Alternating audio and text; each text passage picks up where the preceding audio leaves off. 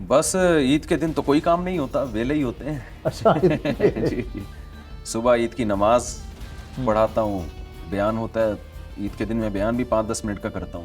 اچھا, اس کے بعد دیکھتا ہوں کس گھر میں کیا اچھا پکا ہوا ہے میرے مطلب کا, تھوڑا بہت کھا لیتا ہوں, زیادہ کھانے کی عادت نہیں ہے مجھے.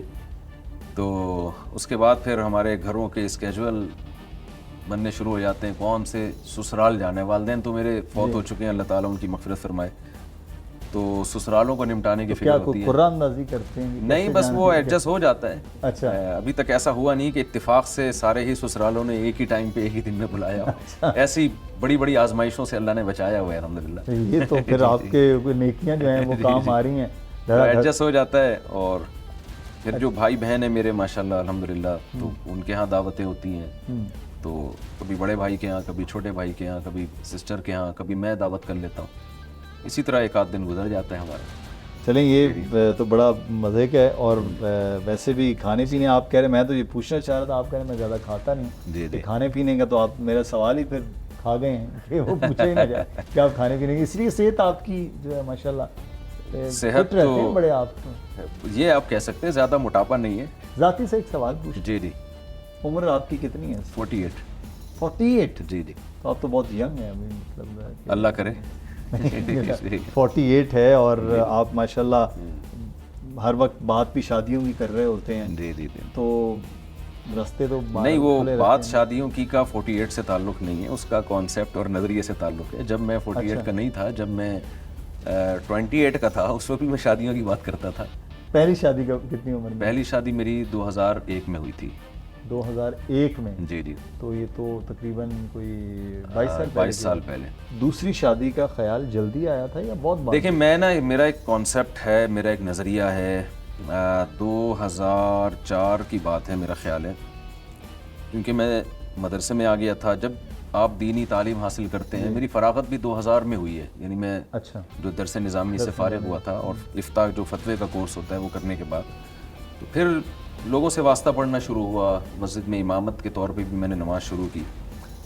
تو ہر دوسرے آدمی کا مسئلہ کہ میری بیٹی کے رشتے کے لیے دعا کرتے ہیں, میری سسٹر کے رشتے کے لیے دعا کرتے ہیں.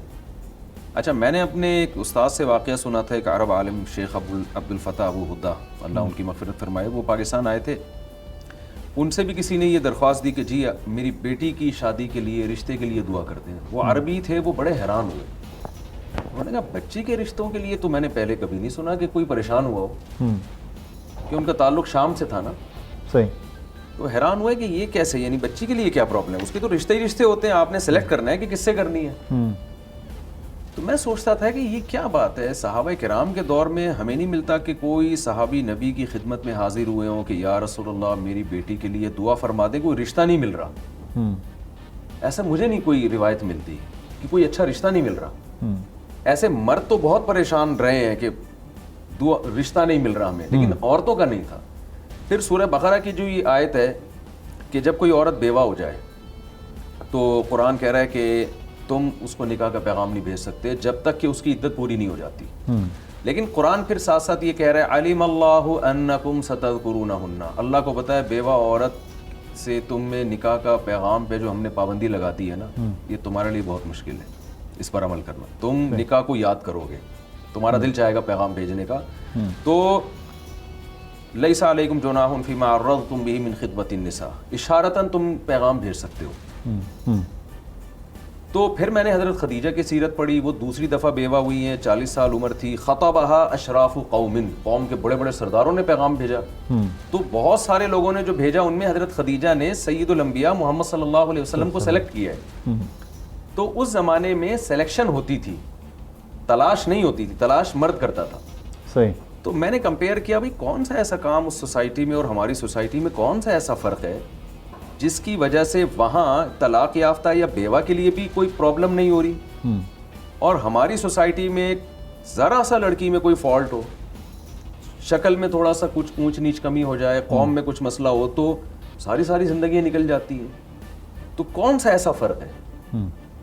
تو دیکھیں, ایک تجارت کا اصول ہے سپلائی اور ڈیمانڈ. جس چیز کی سپلائی زیادہ اور ڈیمانڈ کم ہو اس کی ویلیو گرتی ہے, سمپل سا اصول ہے. مجھے یہ جو ہے نا, یہ سرا سمجھ میں آ گیا کہ ہمارے ہاں سپلائی کے حساب سے ڈیمانڈ نہیں ہے. لیکن عورت کی سپلائی ہے, ڈیمانڈ نہیں ہے. ڈیمانڈ اسلام چاہتا ہے 4 کی رکھو تم. ڈیمانڈ جو ہے نا تمہارے اندر, طلب زیادہ ہونی چاہیے نکاح کی. ہر شخص 4 پہ کر نہیں پائے گا. اتنی عورتیں پیدا تھوڑی ہوتی ہیں کہ ایک کے مقابلے میں 4 پیدا ہو رہی ہیں. لیکن 2 کرنے کے لیے بھی مشکل ہوتا ہے. لوگوں کے اس مہنگائی کے دور میں بے روزگاری کی صورتحال ہے. نوجوان ہمارے 30 سال کے اور آمدن جو ہے وہ مشکل 15-20. بہترین بات کی آپ نے, ایسی زبردست بات کی ہے, مزہ آ گیا. میں چاہتا تھا یہ سوال آئے سب کے سامنے. یہ بات تو سمجھ میں آئی نا, سپلائی اور ڈیمانڈ. جی. تو اب رہا یہ سوال کہ رکھیں گے کیسے غربت مہنگائی میں. دیکھیں جب بھی کوئی لڑکی پیدا ہو گئی نا, اس کا خرچہ تو ہوگا. شوہر نہیں اٹھائے گا تو اس کے باپ کو اٹھانا پڑے گا, یا خود اس کو جاب کر کے اپنی ذمہ داری خود کرنی پڑے گی. تو غربت مہنگائی میں باپ پہ خرچہ ڈالا جائے یہ زیادہ بہتر ہے, یا اس کے جوان شوہر پہ اس کا خرچہ ڈالا جائے یہ زیادہ بہتر ہے. مثال کے طور پر لوگ مجھ سے کہتے ہیں کہ میں کیسے 4 بیویوں کا خرچہ افورڈ کر سکتا ہوں.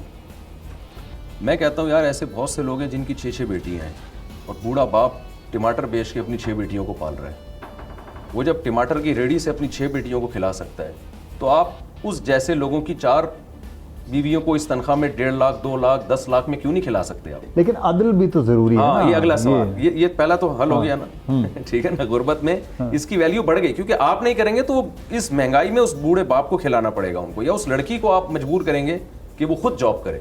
اور اس سے پھر ہمارا فیملی سسٹم ڈسٹرب ہوگا کہ جب لڑکی بھی گھر سے باہر, مرد بھی گھر سے باہر, تو گھر پھر گھر نہیں رہتا, وہ ہوٹل بن جاتا ہے. تو رہا یہ مسئلہ کہ عدل کیسے ہوگا, تو دیکھیں جب کسی سوسائٹی میں کسی بھی چیز کی ضرورت ہوتی ہے نا, اور اس کا کوئی آپ کے پاس آلٹرنیٹ نہیں ہوتا, تو جو بھی اس کے سائیڈ ایفیکٹ ہیں ان کو کور کرنے کی کوشش کی جاتی ہے. ڈاکٹر بعض دفعہ آپ کو بہت تیز بخار ہو گیا, بہت بڑا مسئلہ ہو گیا, تو بہت ہیوی اینٹی بائیوٹک ڈاکٹر آپ کو دیتے ہیں. آپ کہتے ہیں ڈاکٹر صاحب میں نے تو پیپر پہ دیکھا اس کے بہت سارے سائیڈ ایفیکٹ ہیں. ڈاکٹر کہے گا جی اس کے سائیڈ ایفیکٹ اتنے نہیں ہیں, اگر یہ میڈیسن نہ دی نا تو اس کے سائیڈ ایفیکٹ زیادہ ہیں, یہ فیور اور زیادہ بڑھ سکتا ہے. ہمارے ہاں خواتین بہت ساری یعنی برائی کی طرف جا رہی ہیں, خودکشیوں کی طرف جا رہی ہیں, ڈپریشن کی طرف جا رہی ہیں. ماں باپ بچیوں کے رشتوں کے لیے ایک ٹینشن ہے, ان کے بال سفید ہو جاتے ہیں. یہ جو نقصان ہے نا, یہ اس بے عدلی کے نقصان سے زیادہ ہے.